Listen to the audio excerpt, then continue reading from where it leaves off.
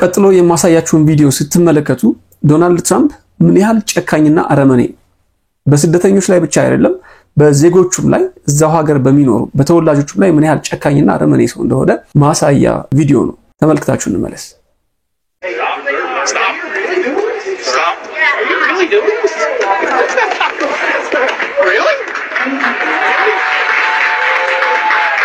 If you stand up and want to protest, if you want to shout and chant, we will have you removed.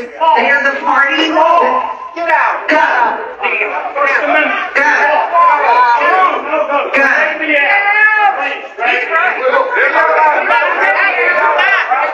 If you want to sit and listen, you're welcome to listen.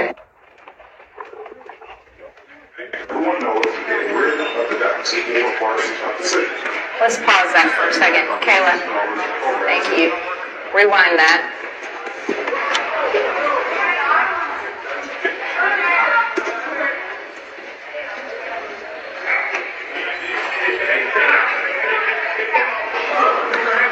የተመለከታችሁት እንግዲህ ምናልባትም ግለሰቦች አሜሪካን ላይ ከዚህ በፊትም የምናውቀው ነው። ግለሰቦች ወጥተው ምንም አይነት ሰዎች በተሰበሰቡበት አካባቢ ፕሮቴስት ማድረግ ይችሉ ነበር። ይህ አይነት ፕሮቴስት ደግሞ በጣም በሚገርም ሁኔታ አንዳንድ የአፍሪካ ሀገሮች ውስጥ እንኳን ኤክሰርሳይዝ ይደረጋል። በዲሞክራሲ እጥረት የሰብአዊ መብት ረገጣ የምናውቀው እንግዲህ አፍሪካን ነው አይደል?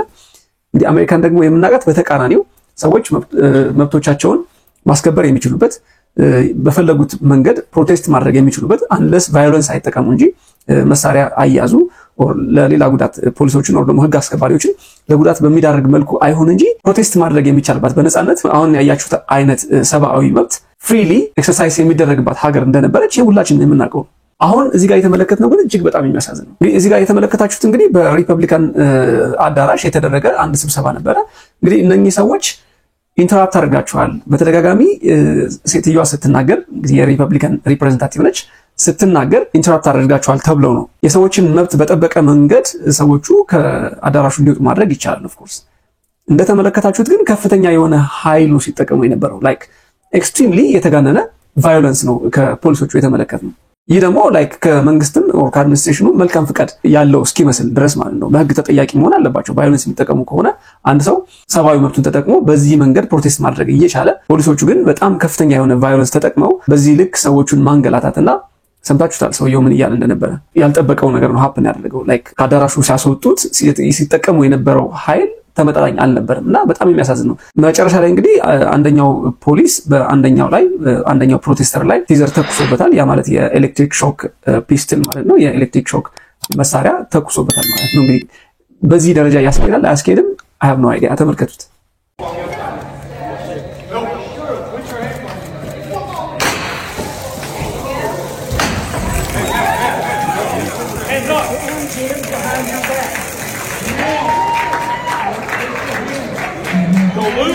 Stop. This is a peaceful town hall. እንግዲህ ከዚህ ድርጊታቸው በኋላ ኦልሞስት 6 የሚሆኑ ሰዎች ከአዳራሹ እንዲወጡ ተደርገው 3ቱ ግን ክስ ተመስርቶባቸዋል የሚል ነገር አለ። እዚህ ጋር የእንግሊዝኛ ጽሑፉን አስቀምጥላችኋለሁ ማንበብ ትችላላችሁ።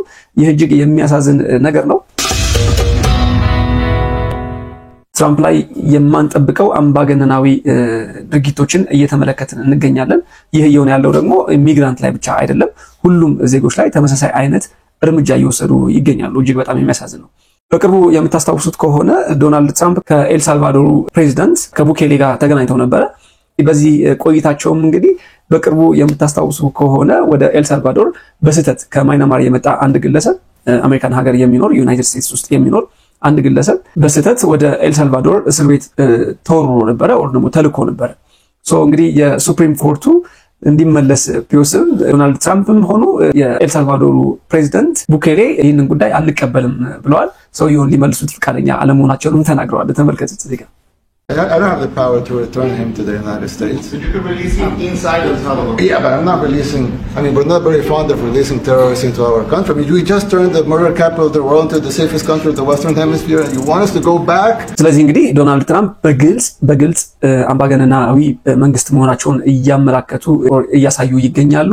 ከላይም ቀደም ብዬ እንደነገርኳችሁ ለስደተኞች ብቻ አይደለም ለነዋሪዎቹም እጅግ አስጊ ሁኔታ እየፈጠሩ ይገኛሉ። ዶናልድ ትራምፕ ከፍተኛ ተቃውሞም እየገጠማቸው ይገኛል። በጣም የሚገርማችሁ ከኤልሳልቫዶሩ ፕሬዚዳንት ከቡኬሌ ጋር በነበራቸው ቆይታ አንድ በጣም ሚስጥራዊ ቪዲዮ ወጥቶባቸዋል። ላይክ ኦፊሻሊ የተናገሩት ነገር አይደለም፣ ነገር ግን በድብቅ የተናገሩት ነገር ወጥቶባቸዋል። እሱ ምንድነው የዛው ሀገር ተወላጆችንም ወደ ኤልሳልቫዶር ሊልኩ እንደሆነ President Trump says he's considering sending US citizens to El Salvador. He was caught on a live streaming camera before reporters were in the Oval Office, telling the president of El Salvador he'd like to send homegrown criminals to that country's notorious prison.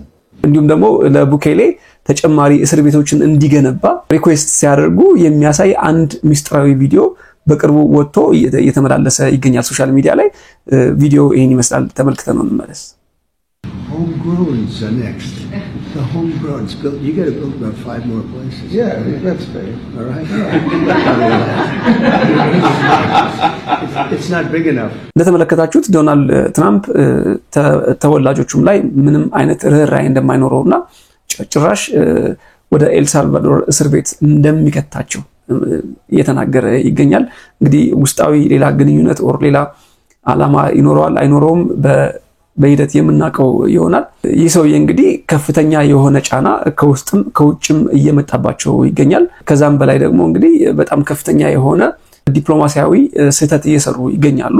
ከበርካታ ሀገራት ጋር ያላቸውን ሰላማዊ ግንኙነት እያደፈረሱና እያበላሹ የሚገኙ ፕሬዚዳንት ሆነዋል። በዚህ ሰዓት ብዙ ጊዜ ሰምታችኋቸው ከሆነ እንግዲህ ግሬት አሜሪካን እንመሰረታለን እያሉ ሲያወሩ ተደምጠዋል። ነገር ግን ሁላችንም እንደምናውቀው ግሬት አሜሪካ የምትባለው የተመሰረተችው በበርካቶች አስተዋጽኦ ነው።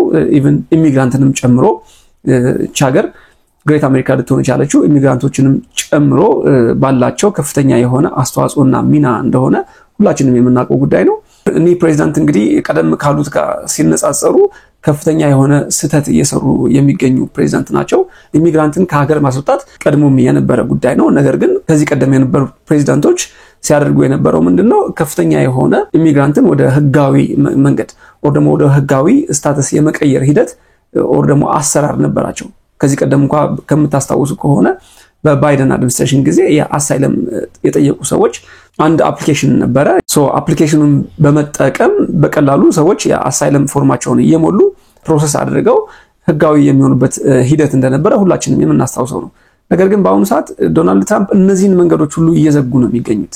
እንደነገርኳችሁ አሜሪካ ግሬት ለማለትም ደግሞ በተለያዩ ዓለማት የሚገኙ ዜጎች ስለ አሜሪካ መልካም ነገር ሲሰሙ ኦር ደግሞ መልካም የሆነ ኢሜጅ ሲኖራቸው ይመስለኛል አሜሪካ ግሬት ሆና የምትቀጥለውና አሁን ዶናልድ ትራምፕ ያደረጉት ባለው አካሄድ አሜሪካ ግሬት ሆና ትቀጥላለች አትቀጥልም የሁላችንም ጥያቄ ነው። እስኪ የናንተ ምልከታ ይሄን ጉዳይ በተመለከተ ምን ይመስላል በኮሜንት ሴክሽን ላይ አስቀምጡልኝ። አብራችሁ ስለቆያችሁ እጅግ አድርጌ አመሰግናለሁ። ላይክ ማድረግ እንዳይረሳ፣ አዲስ ከሆናችሁ ደግሞ ሰብስክራይብ አድርጋችሁ የቻናሉ ቤተሰብ ይሁኑ። ይህ ሳሚት ነው። ጤና ይስጥልኝ።